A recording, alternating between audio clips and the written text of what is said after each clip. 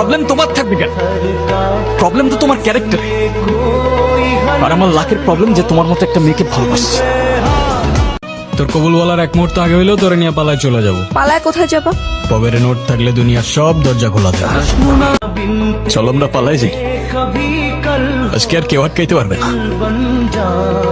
দেখ আমি অনেক টাকা নিয়ে আসছি। বর্তমানে আবারও ফেসবুক, ইউটিউব, টিকটক সহ বিভিন্ন প্ল্যাটফর্মে ট্রেন্ডিং কাঁপাচ্ছে নির্জনা হলে ডায়লগ দিয়ে। তুমি ছাড়া আবার কিসের জীবন? আমার জীবনটা তো ততক্ষণই সুন্দর যতক্ষণ সে জীবনে তুমি আছো।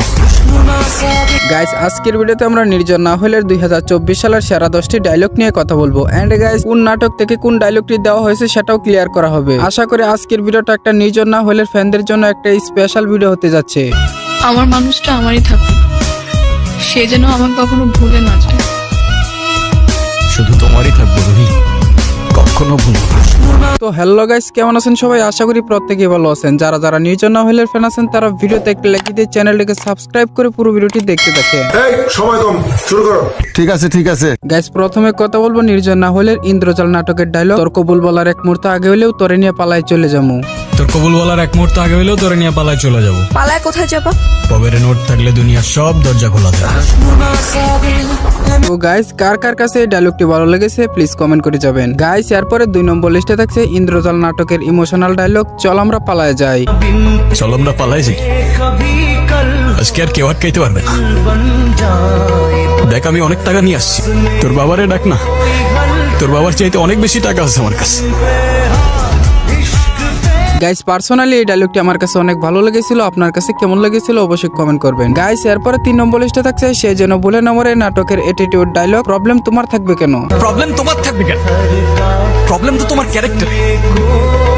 আর আমার লাখের প্রবলেম যে তোমার মতো একটা মেয়েকে ভালোবাসছে। গাইস, আমার ধারণা এই ডায়লগটি অনেক ছ্যাঁকা খাওয়া পাবলিকদের বুকে গিয়ে লাগবে। গাইস, এরপরে 4 নম্বর লিস্টে থাকছে ইন্দ্রজাল নাটকের একটি শেষের দিকে ডায়লগ, যে ডায়লগটি অনেক ইমোশনাল ছিল।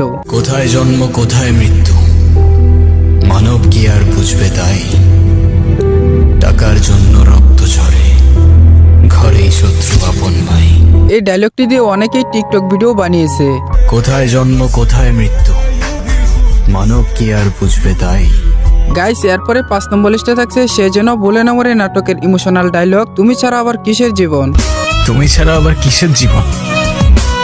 আমার জীবনটা তো ততক্ষণই সুন্দর যতক্ষণ সে জীবনে তুমি আছো। গাইস, এই ডায়লগটি আমার কাছে এতটাই ভালো লেগেছে যে এখন পর্যন্ত প্রায় 3 থেকে 4 বার ফেসবুক স্টোরি দিয়েছি এই ডায়লগটি। তো আপনার কাছে এই ডায়লগটি শুনে কার কথা মনে পড়েছিল প্লিজ কমেন্ট করবেন। এখানে